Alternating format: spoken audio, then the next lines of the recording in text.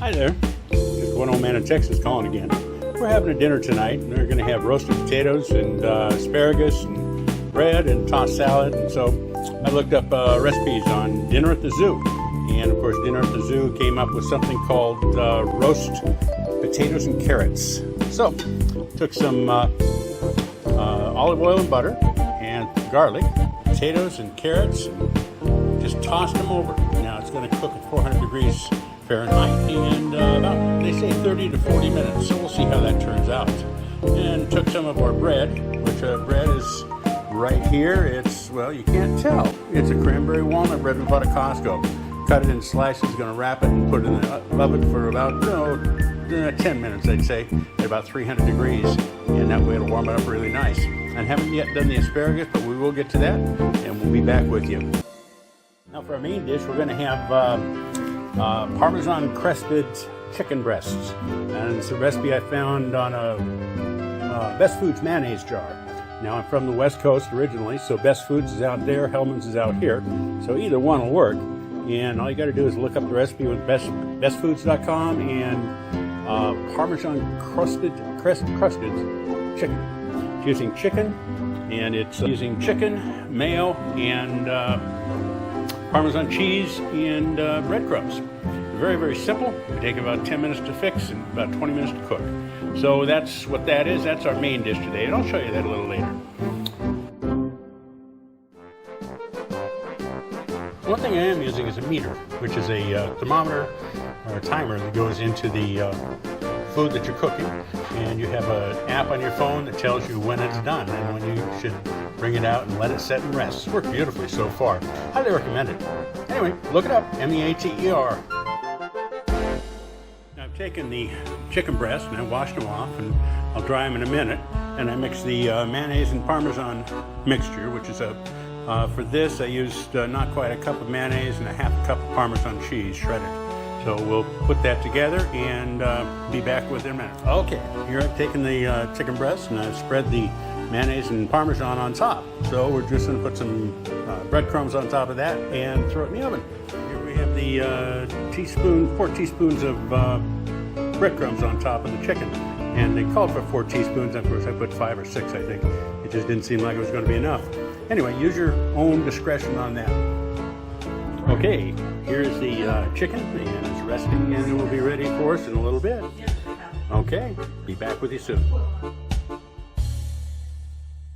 Well, here we have some asparagus, and we're going to go ahead and do this so we can have roasted asparagus tonight for dinner as well. Okay, so I'm going to point out a couple things regarding asparagus. You take a piece of asparagus and you break it off where it breaks, okay? You don't roast the whole thing, you just go through and you break them all off. See that? All right, I probably got that out of the look. So see that? Just take it, you break it.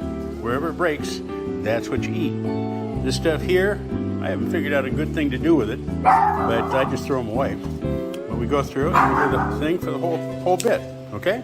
We'll be back.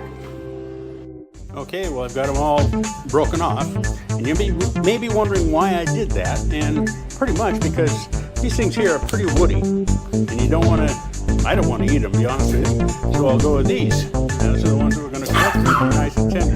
That's the dogs in the background. We've got Cinnamon, we've got Gabby, so that's what we have there, but we'll take these, I'm going to coat them with a little oil and a little salt and pepper, and we'll roast them at 425 for about maybe 10 minutes. And then bring them out, dribble a little lemon juice on them, and some Parmesan cheese, and we'll be set and good to go. So anyway, that's where I'm at right now. This is going to be, well, I don't know if you do compost, but it'll probably be great for the garden. Myself, I'm just going to throw them away.